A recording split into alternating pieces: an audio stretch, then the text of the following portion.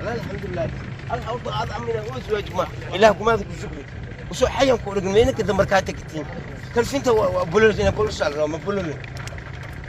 maalin dhaxdaas aa imaanay aabaa naga soo booqanay waxaa noola sheegay in qabriyada meesha yaalo dhan la wada baxsanayo qof walba familkiisa ay baxsanayeen ama dhow ama dheer in qabriyada dhan laga wada bixin doono saas awgiisa waxaa go'aansanay inaan maanta aaba ka bixino meeshaanan meelan ahayn oo ammaan uu yahay weligiis aan laga bixi doonin inaan geeno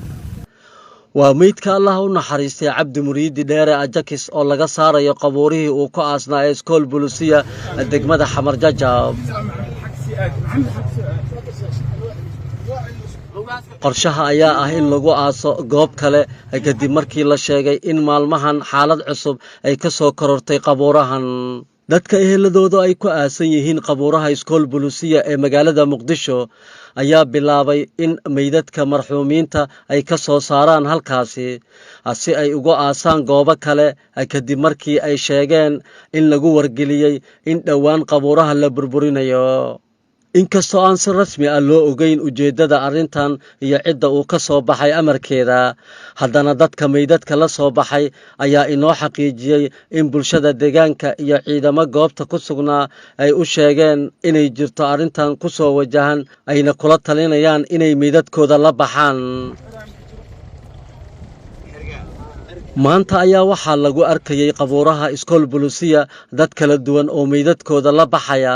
iyo qaar qiimeynaya xaaladda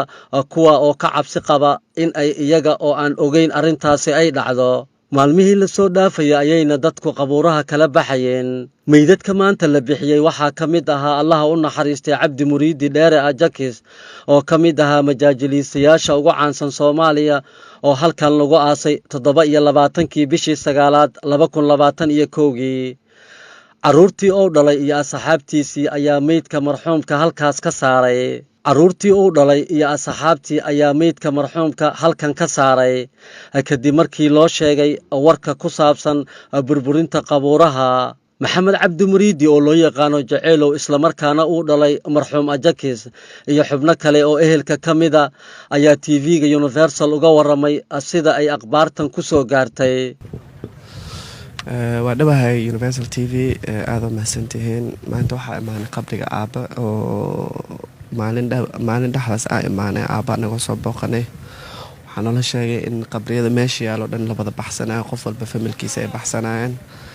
ama dhow ama dheer in qabriyada dhan laga wada bixin doono saas awgiisa waxaa go'aansanay inaan maanta aaba ka bixino meeshaanan meelan ahayn oo ammaan uu yahay weligiis aan laga bixi doonin inaan geeno saas awgiisa u maanay asaasad saaka inaan baxayno oo qorsheenaa jirto oo aan ku duugno insha Allah meeshaas oo rabnaa insha Allah inaan ku duugno wallaahi kulli qof walba familkiisa wuxuu jecel yahay meel uu ku booqan karo oo ku soo ugu duceyn karo mar walba ku ziyaaran karo marka qof walba hadda diiba mar la dhahayo meeshii qabriyada waa laga bixinaa qof walba waxaa dhihi lahaa waalidkaaga intii beri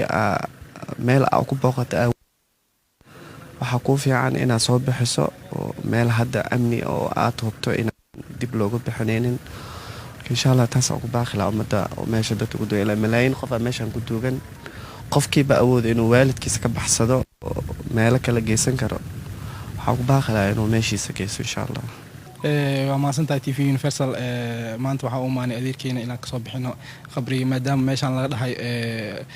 maarad qof walba qabriga dadka waalidiintiisa u maadaha ka baxsadaan anana maanta waxaa u maanay adeerkeena inaan maanta qabriga ka baxsano oo meel kale ageysan meel kale waxaa ku aasunaa maaragtay duurka la geena maaragtay halkaan maanta waxaa u maanay inaan ka bixino meeshaas insha Allah meesha ageeno ilaa naxariistaasna maxamed cali weheliye Universal TV magaalada Muqdisho